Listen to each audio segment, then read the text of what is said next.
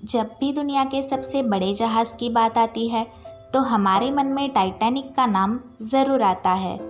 Titanic दुनिया का सबसे बड़ा और सबसे लग्जरियस जहाज़ था, जो कि 17 मंजिल बिल्डिंग से भी ऊंचा था। इस जहाज़ में 3 फुटबॉल के मैदान आसानी से समा सकते थे। टाइटैनिक को इस तरह डिज़ाइन किया गया था कि 2000 से भी ज़्यादा लोग इसमें यात्रा कर सकते थे। ये जहाज़ को बनाने के लिए $7.5 मिलियन की कॉस्ट पड़ी थी। इस जहाज़ की लेंथ 269 मीटर्स और हाइट 50 मीटर से भी ज़्यादा थी। इसमें लगी सीटी की आवाज़ इतनी तेज़ थी कि इसे 16 किलोमीटर दूर तक सुना जा सकता था। इसमें जो लग्जरी यूज़ की गई थी वो किसी 5 स्टार होटल से कम नहीं थी। इस जहाज़ को बनाने के लिए जिस तरह के सेफ्टी फीचर्स का इस्तेमाल किया गया था, ये जहाज़ को अनसिंकेबल जहाज़ माना जाता था। अनसिंकेबल यानी कभी ना डूबने वाला जहाज़। इस जहाज़ को व्हाइट स्टार लाइन कंपनी ने बनाया था, जो कि एक ब्रिटिश कंपनी थी। इस कंपनी के वाइस प्रेसिडेंट ने इतना कॉन्फिडेंटली पब्लिक के सामने आकर कहा था कि ये जहाज़ अनसिंकेबल है और इसके काफ़ी एड्स भी करवाई थी। बात है 10 अप्रैल 1912 की। 10 अप्रैल 1912 को टाइटैनिक इंग्लैंड के साउथैम्पटन से न्यूयॉर्क की ओर चल पड़ा। कहा जाता है कि इस जहाज़ को देखने के लिए बंदरगाह पर लाखों लोग आए थे।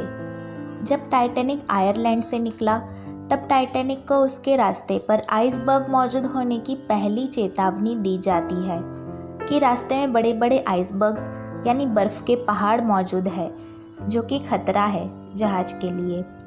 इन वार्निंग्स को रिसीव करने के बाद टाइटैनिक अपने कोर्स को 2 बार बदलती है डेंजर को अवॉइड करने के लिए, लेकिन अपनी स्पीड को कम नहीं करती।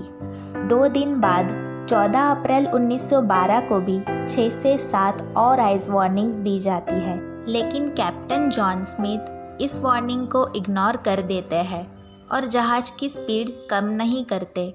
धीरे धीरे सूरज ढल जाता है और रात हो जाती है। इस रात सबसे खास बात ये थी कि चांद बाहर नहीं आया था। 14 अप्रैल की अंधेरी रात को कैप्टन स्मिथ ने सुरक्षा के लिए 2 क्रू मेंबर्स को जहाज़ के ऊपर लुकआउट पॉइंट पर निगरानी के लिए तैनात किया था। रात के 11:39 को उनमें से एक क्रू मेंबर फ्रेडरिक फ्लिट को अचानक से एक बर्फ़ का पहाड़ यानी आइसबर्ग दिखता है।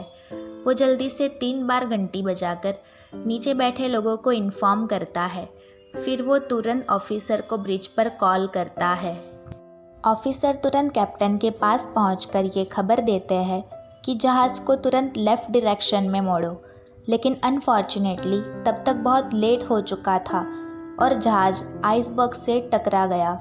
साइंटिस्ट का मानना है कि ये आइसबर्ग का वेट 1.5 मिलियन टन था। टाइटैनिक का यह टकराव जहाज़ के फ्रंट राइट साइड पर हुआ। इसकी वजह से जहाज़ की मेन बॉडी में कुछ छोटे छोटे होल्स भी आ गए।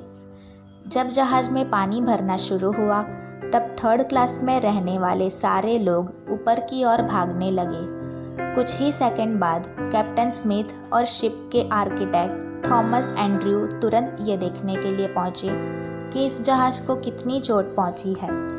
थॉमस एंड्रयू ने बताया कि जहाज़ के 5 कंपार्टमेंट्स में पानी भर चुका है और धीरे धीरे एक एक कंपार्टमेंट में पानी भर जाएगा और जहाज़ डूब जाएगा। रेडियो ऑपरेटर जैक फिलिप्स लगातार डिस्ट्रेस सिग्नल्स भेजने लगते हैं।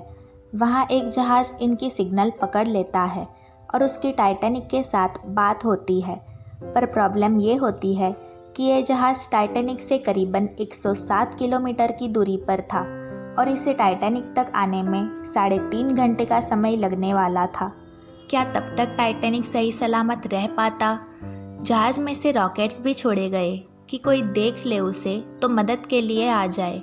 इसके बाद सभी लाइफ बोट्स को बाहर निकाला जाने लगा। प्रोटोकॉल के अनुसार औरतों और बच्चों को पहली प्रायोरिटी मिली लाइफ बोट्स में जाने की। हैरानी की बात यह है कि उस समय टाइटैनिक में सिर्फ 20 लाइफ बोट्स ही मौजूद थी, जिसकी कैपेसिटी सिर्फ 65 यात्रियों की थी। कुछ यात्री तो लाइफ बोट में इसलिए नहीं बैठे क्योंकि उन्हें लगता था कि ये जहाज़ तो कभी नहीं डूबेगा। आखिर जो कंपनी ने एड्स निकाली थी वो तो बार बार यही कह रही थी। इसी वजह से पहली लाइफ बोट में 65 यात्रियों की जगह केवल 28 यात्री ही गए।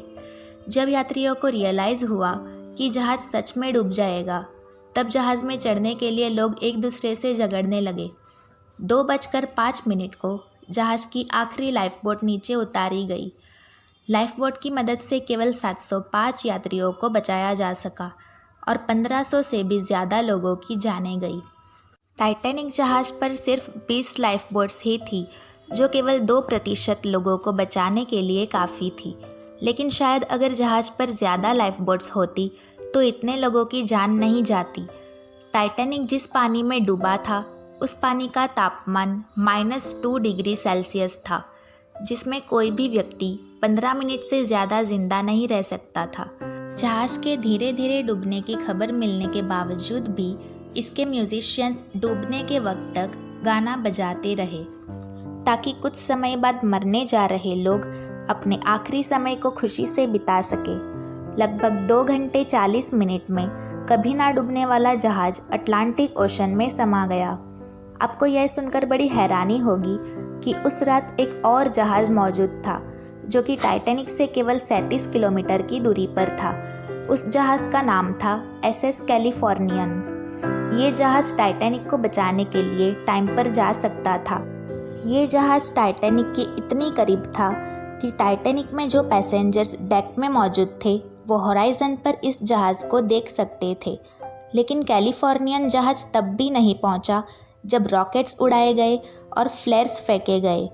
कहा जाता है कि ये रॉकेट्स को क्रू मेंबर ने भी देखा था और कैप्टन को बताया था। कैप्टन ने उनको कहा कि ये कोई डिस्ट्रेस सिग्नल नहीं है, टाइटैनिक में अमीर लोग जाते हैं, वो लोग पार्टी कर रहे होंगे। तब कैप्टन ने रॉकेट्स के सिग्नल को सीरियस लिया होता तो कितने लोगों की जान बच सकती थी।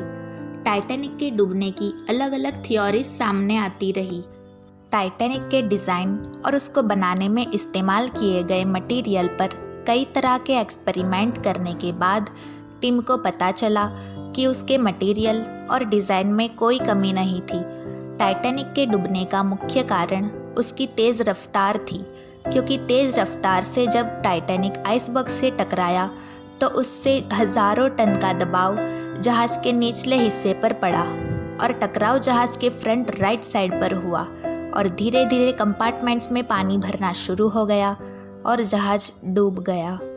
टाइटैनिक की ये घटना इतिहास के पन्नों पर आज भी दर्ज है, जिसने पूरी दुनिया को हिलाकर रख दिया।